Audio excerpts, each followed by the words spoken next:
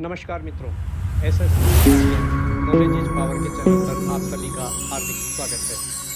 मित्रों, आज 31 मार्च 2025 वित्तीय वर्ष 2024-25 का अंतिम दिन। यह सिर्फ एक तारीख नहीं बल्कि फाइनेंशियल प्लानिंग के लिए भी अत्यंत महत्वपूर्ण दिन है। आप देख लीजिए कि क्या इस वर्ष में जो इन्वेस्टमेंट आपको करने थे वे आप कर चुके हैं। क्या आप अपने जीवन बीमा के प्रीमियम पेड कर चुके हैं। आपके हेल्थ इंश्योरेंस प्रीमियम्स जो इस वर्ष जाने थे वो जा चुके हैं।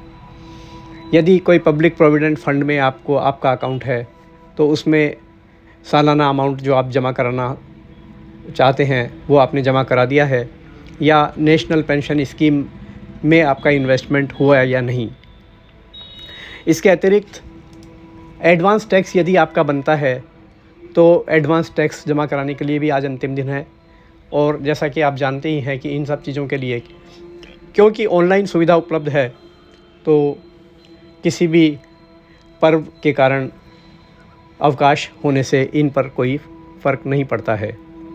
साथ में ही आप अपने फाइनेंशियल रिकॉर्ड्स को अपडेट कर लें और आज के दिन आप इस वित्तीय वर्ष में आपकी जो आय हुई है और आपके द्वारा जो खर्चे किए गए हैं और जो सेविंग है उसके ऊपर भी एक नज़र डाल सकते हैं। इससे आपको अगले वित्तीय वर्ष में बेहतर टैक्स और फाइनेंशियल प्लानिंग करने में मदद मिलेगी। अगले वित्तीय वर्ष के लिए क्या क्या आवश्यकता है? एक तो आप अपना बजट बनाएं, एक्सपेंडिचर्स और इनकम। बजट बनाने से आप गैर ज़रूरी खर्चों को कम कर सकते हैं और निवेश की मात्रा को बढ़ा सकते हैं। इसके द्वारा आने वाले भविष्य में आप अपने जीवन स्तर को ऊपर उठता हुआ पाएंगे। नियमित निवेश करना अत्यंत आवश्यक है, चाहे वो एसआईपी के रूप में हो या अन्य किसी रिकरिंग खाते के रूप में। तो आप देखें कि क्या पिछले साल आपने इस तरह से किया था, और नहीं तो इस वर्ष शुरू करें, और यदि पिछले वर्ष ये जारी था तो उसकी मात्रा इस बार बढ़ाई जा सकती है। इसके अतिरिक्त टैक्स प्लानिंग की शुरुआत भी आप कर सकते हैं। अंत समय में जो निवेश करने होते हैं उसको यदि आप 12 महीनों में बांट देंगे तो आपके ऊपर वित्तीय बोझ भी कम पड़ेगा।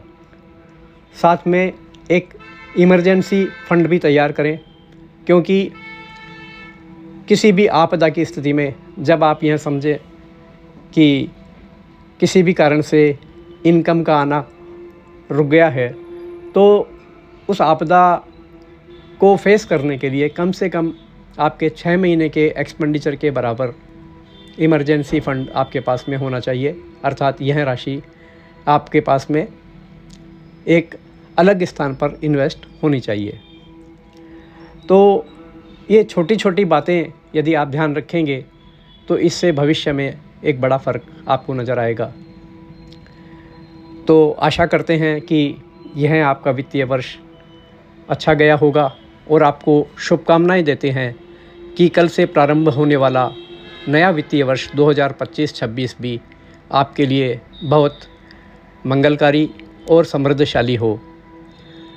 आप स्वस्थ रहें और समृद्ध रहें, इसी शुभकामना के साथ धन्यवाद।